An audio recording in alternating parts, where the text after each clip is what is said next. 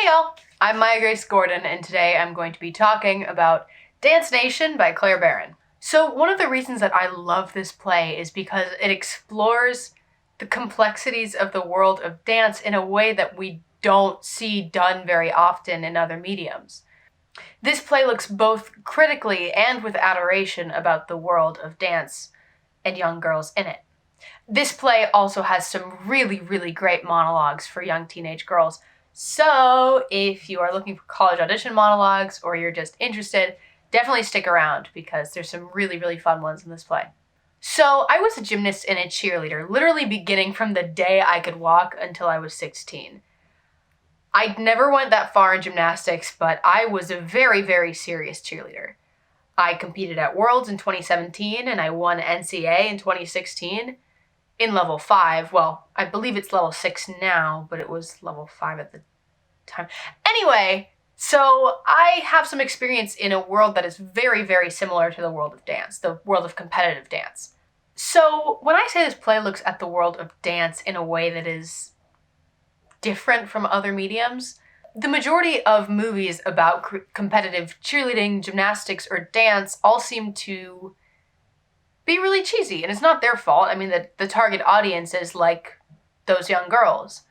But this isn't a play written for those girls. This play is written for adults who have been through this. And it's really cathartic to read as someone who grew up in that world.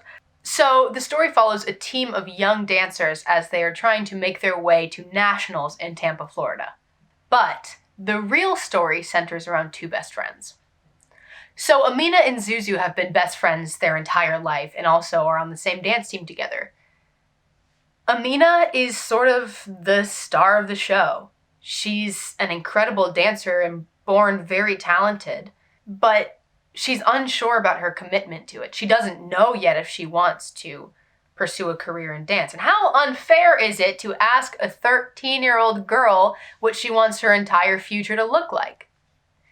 Anyway, Zuzu, on the other hand, she's all right. She's a good dancer, but she doesn't necessarily have the massive potential needed to pursue a full-time career as a dancer. But she wants it. She wants it more than anyone. It has literally been her life goal since she was 2 years old to be a professional dancer. So you have these two girls, right? Amina has something but doesn't want it. And Zuzu wants something but doesn't have it. So obviously, this dichotomy tears at the fabric of their relationship. So the sort of inciting event of this play that really makes their relationship turn rocky is when Zuzu gets the big solo in the dance number that they're taking to Tampa over Amina. Now, this is especially troubling because in the back of her mind, Zuzu sort of knows that Amina should have the solo. And it's definitely represented later in the show, but this is a spoiler-free analysis, so I won't get into it. There's moments in the play when Zuzu really can't handle the fact that Amina is better than her. And it's entirely understandable. I'm sure I very much remember being a cheerleader and not only competing against the other teams, but also competing against my own teammates for who had the best spot in the routine. And I'm sure every single theater person out there knows that. Anybody who's been through 4 years of high school theater will know what it's like to lose a friend over a role. Competition is really hard on a friendship, especially on 13-year-olds.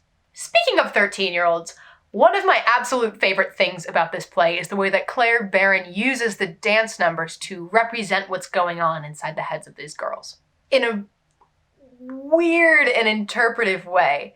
And this has been something that I've been kind of seeing more and more recently, especially about plays centering around girls ages 13 through 16. That's a really good play, and I'll make an analysis of it at some point. Anyway, I do think there is something inherently mysterious about girls aged 12 to 16, and I was one a couple of years ago. And society tends to hate on these girls maybe more than any other demographic, except maybe boomers and Karens. But I remember being in middle school and early high school, and I was made fun of for liking video games and Doctor Who.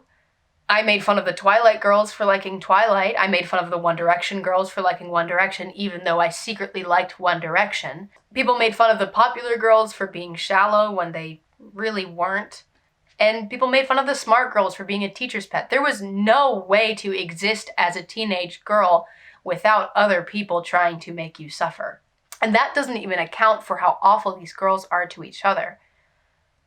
So I love the way that this play uses those dance numbers to represent what these girls would be like if they were a tad bit more primal. If they could really express how they feel as these vicious, confused, and frightened little girls.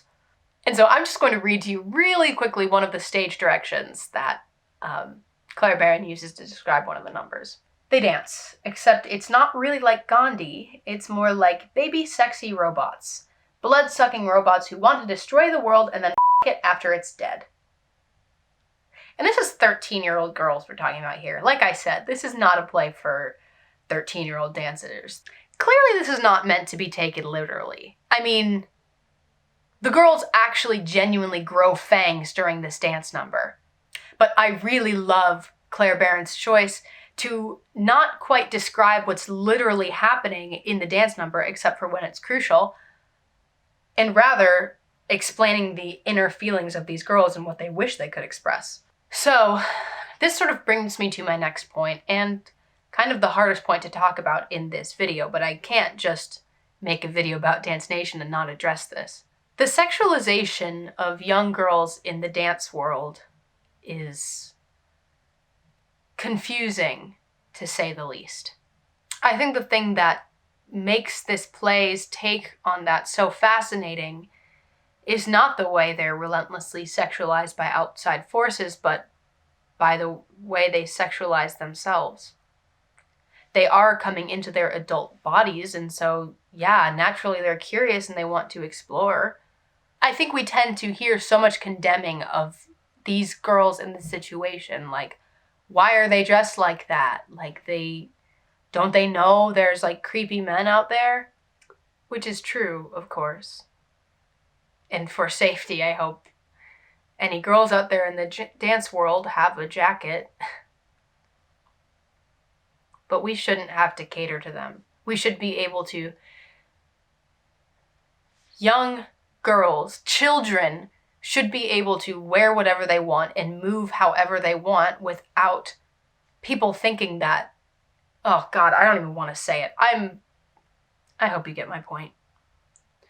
And so with talking about the sexualization of these young girls, I do have to bring up Dance Teacher Pat. And so Dance Teacher Pat's relationship with these girls is, I mean, it's pretty normal. It's not like overtly sexual. He never does anything that is really like crossing a line, except for one sort of moment. So Dance Teacher Pat definitely has a complicated relationship with these girls, but most namely Amina.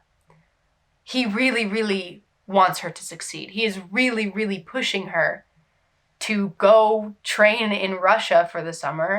He is manipulative. He is very, very manipulative, and he will push Amina to do what he wants her to do. But ultimately, he does want her to succeed. The scene that I really wanted to talk about between the two of them is somewhat in the middle of the play, in which Amina and Dance Teacher Pat are the last two left at the dance studio on their way home. And they have a normal, casual conversation about the routine and her progress.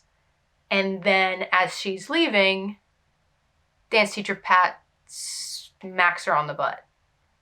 I don't know how to interpret that. I don't think I'm supposed to know how to interpret that. And once again, I'll just read you all the stage directions so you can figure it out for yourselves. He sort of swats her butt. It's not sexual, but also weird and uncomfortable for a grown-ass man to be swatting a 13-year-old's butt. Amina is horrified, and also she loves it.